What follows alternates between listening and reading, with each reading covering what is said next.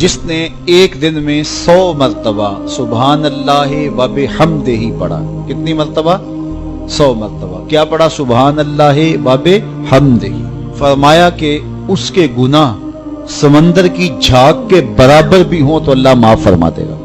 تو یہ اپنے وظائف میں شامل کر لیجئے سبحان اللہ و بحمدہ. اور حدیث بخاری ہے کہ 2 کلمے ایسے ہیں جو اللہ کو محبوب ہیں اور زبان پر مشکل نہیں، زبان پر بڑے آسان ہیں، اور جب میزان پہ رکھے جائیں گے تو پلڑے کو جھکا دیں گے، بڑے بھاری ہیں میزان پہ. وہ 2 کلمے یہی ہیں سبحان اللہ و بحمدہ سبحان اللہ العظیم. تو اگر اس کو 100 مرتبہ روزانہ پڑھے تو سمندر کی جھاگ کے برابر بھی گناہ ہو تو اللہ معاف فرما دیتا. دین کی بات پھیلانا صدقہ جاریہ ہے. ثواب کی نیت سے ویڈیو کو شیئر ضرور کیجیے. جزاک اللہ. اگر آپ نے ابھی تک ہمارے پیج کو لائک نہیں کیا یا فالو نہیں کیا تو لائک کر لیجئے اور فالو کر لیجئے تاکہ آپ کو ہماری آئندہ ویڈیوز بھی ملتی رہیں.